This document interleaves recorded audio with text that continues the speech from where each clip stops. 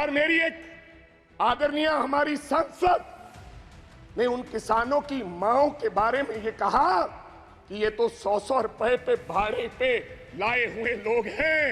मेरे को शर्म आती है इस बात की। वो किसान, और आज वो किसान दिल्ली के बॉर्डर अपनी बात सुनाने के लिए दिल्ली आना चाहता है। क्या दिल्ली देश से अलग है? क्या दिल्ली में पंजाब के किसान नहीं आ सकते? हमें हरियाणा के बॉर्डर पर रोककर हमारे पर गोलियां चलाई जा रही हैं। हजारों लोग किसान हमारे वहां पर इंजर्ड हुए और कईयों की मृत्यु हो गई, मौत हो गई है। लेकिन सरकार की तरफ से गर्मी है, 45-47 डिग्री में बैठा किसान चीख कर पुकार रहा है कि हमें एमएसपी की लीगल गारंटी दो, हमने दिल्ली जाना है। लेकिन उनको आदेश है हरियाणा की पुलिस को, यह देश के गृह मंत्री के द्वारा दिया गया आदेश कि पंजाब का अगर कोई व्यक्ति दिल्ली की तरफ किसान मुंह करेगा तो गोलियों से उसको मार दिया जाएगा। ऐसा हमारे साथ व्यवहार हो रहा है। सभापति साहब, आज बड़ी बड़ी बातें की गई। आदरणीय मंत्री महोदय कहे कि हमने एमएसपी दी है। एमएसपी आपने दी है? 1967 में कांग्रेस की सरकार ने किसान के लिए एमएसपी दिया था। जब देश भूखा मर रहा था तो पंजाब के लोगों ने, इन किसानों ने, देश के किसानों ने देश के लोगों का पेट भरने का काम किया। आज कोई आसान नहीं कर रहा कि हम उनको एमएसपी दे रहे हैं। किसान लीगल गारंटी मांगता है। सभापति साहब, मंदिर बांटा, मस्जिद बांटी, मंदिर बांटा, मस्जिद बांटी, बांट दिया भगवान को। ओ शर्म करो बीजेपी वालों, मत बांटो इस देश के बोले वाले इंसान को, मत बांटो इस देश के बोले वाले इंसान। नहीं, गलत क्यों? रूडी साहब, थैंक यू। रूडी साहब, आपकी बात मान ली है। Please Amarinder Singh Brar, please sir. सभापति, मैं थोड़ा धन्यवाद करना चाहना कि तुसी आज मैनू इस सदन विच राष्ट्रपति दे भाषण ते बोलन दा मौका दिता। भाई अब रूडी साहब,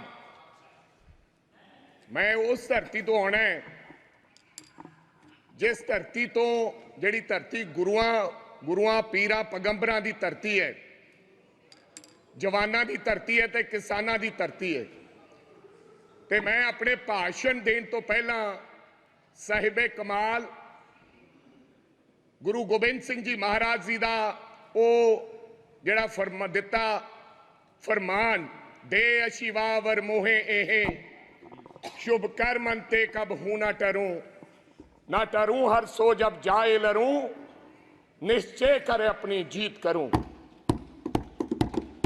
सच्चे पातशाह दा ये फरमान दे नाल मैं अज इस लोक सभा च बोलन लगे।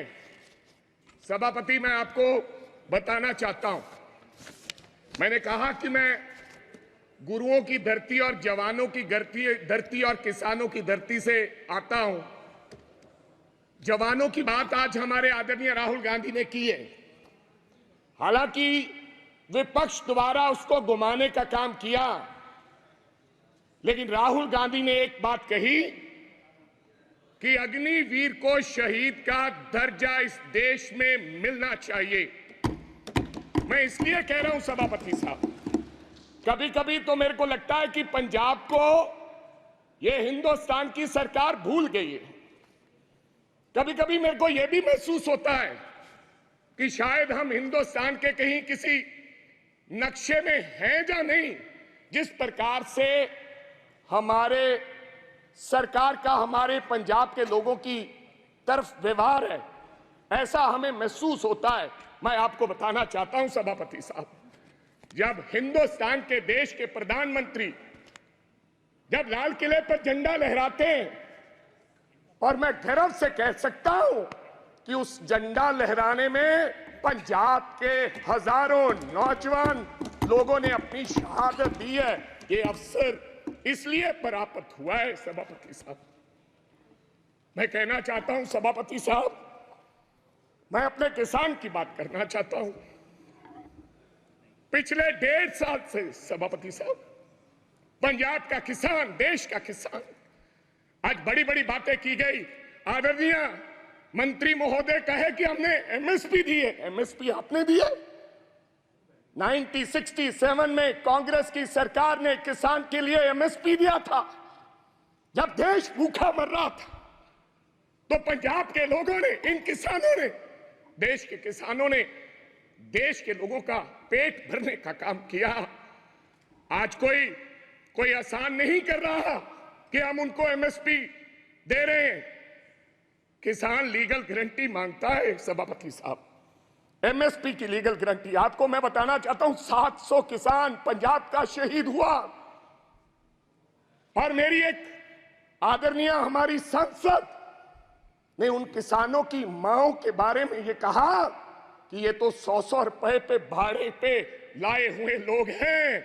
मेरे को शर्म आती है इस बात की। वो किसान, और आज वो किसान दिल्ली के बॉर्डर अपनी बात सुनाने के लिए दिल्ली आना चाहता है। क्या दिल्ली देश से अलग है? क्या दिल्ली में पंजाब के किसान नहीं आ सकते? हमें हरियाणा के बॉर्डर पर रोककर हमारे पर गोलियां चलाई जा रही हैं। हजारों लोग किसान हमारे वहां पर इंजर्ड हुए और कईयों की मृत्यु हो गई, मौत हो गई है। लेकिन सरकार की तरफ से गर्मी है। 45-47 डिग्री में बैठा किसान चीख कर पुकार रहा है कि हमें एमएसपी की लीगल गारंटी दो, हमने दिल्ली जाना है। लेकिन उनको आदेश है हरियाणा की पुलिस को, यह देश के गृह मंत्री के द्वारा दिया गया हो देश, कि पंजाब का अगर कोई व्यक्ति दिल्ली की तरफ किसान मुंह करेगा तो गोलियों से उसको मार दिया जाएगा। ऐसा हमारे साथ व्यवहार हो रहा है सभापति साहब, ये हालात है। आप कहते हो किसानों को, आपने किसान निधि योजना में आपने बड़ा कोई इनकलाब खड़ा कर दिया। आपने कहा कि 3,20,000 करोड़ लोगों को हमने 20,000 करोड़ दिया है किसान निधि योजना के तहत। मैं पंजाब की बात बताना चाहता हूं, आंदोलन के बाद हमारे साथ किस प्रकार का व्यवहार हुआ। 2019-20 में 23 लाख लोगों को किसान निधि योजना का फायदा मिलता था। जब हम आंदोलन किया, सरकार को काले कानून जो 3 बने थे वो सस्पेंड करने पड़े, वापस नहीं लिए। तो इन्होंने कहा कि अब इनकी निधि योजना बंद करो। 2023 और 24 में ऑन रिकॉर्ड बोल रहा हूं, फ्लोर ऑफ द हाउस, 8,56,000 लोगों के किसान निधि योजना से नाम काट दिए गए। ये छोटी बात नहीं है। पर कहा गया कि इनके कागज इनकम्प्लीट थे, इसलिए हमने इनके ये खाते काट दिए गए। तो पहले आपने कैसे दे दिए 23.5 लाख लोगों को? मैं चलो ज्यादा कुछ ना कहते हुए मैं आगे एक बात और करनी चाहता हूं सभापति साहब। ये किसान का हाल है। मैं बताना चाहता हूं, अभी मैं पेज नंबर 19 पे पढ़ रहा था कि ये भारतीय न्याय संहिता यानी कि penal code will come into force in the country from the 1st of July, लोगों को इंसाफ देने के लिए। और देश के गृह मंत्री ने लॉ एंड ऑर्डर की बात कही कि पंजाब में लॉ एंड ऑर्डर की स्थिति ठीक नहीं है। आज से 4-5 महीने पहले मैं आपको ये कहना चाहता हूं, आप लोगों को जस्टिस देने के लिए ये लॉ लेकर आ रहे हैं। आप कभी पाकिस्तान की बात करते हैं, कभी चाइना की बात करते हैं, कभी कुछ और कहते हैं, लेकिन मैं आज इस सदन में एक बात कहनी चाहता हूं सभापति साहब। हमारा एक साथी था, उसका नाम था सिद्धू मूसेवाला, एक कलाकार था, दुनिया में उसका नाम था। चाहे तमिलनाडु हो, चाहे महाराष्ट्र हो, चाहे केरला हो, चाहे न्यूयॉर्क हो, उसके गाने पर दुनिया झूम उठती थी। और मैं यह भी कहना चाहता हूं सभापति साहब, टाइम स्क्वायर न्यूयॉर्क में हर तीसरे दिन सिद्धू मूसेवाला बजता है। बिलबोर्ड, जो बिलबोर्ड दुनिया के 100 गाने, उनमें से सिद्धू मूसेवाला हर रोज पहले, दूसरे, तीसरे नंबर पे वो व्यक्ति रहता है।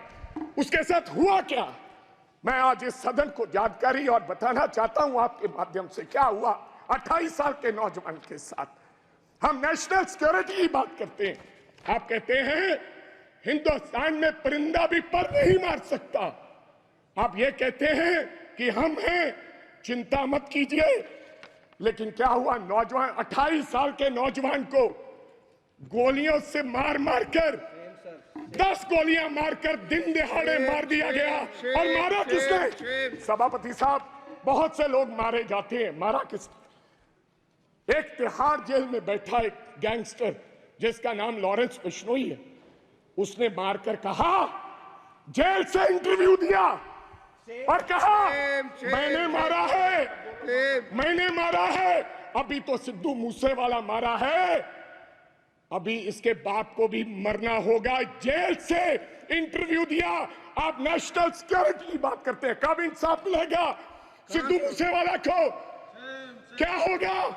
28 साल का नौजवान जिसकी मां के एक बेटा था, एक, और बिना शादी के ब्याह में हमारे सर पर सेरे बांधे जाते हैं, सेराबंदी होती है, आपके भी होती है।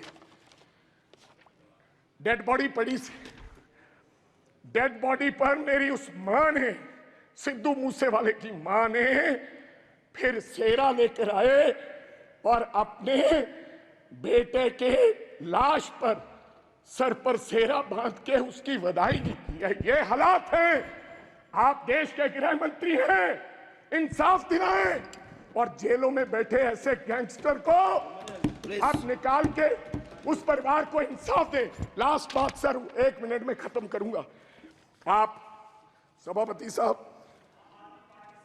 मैं ये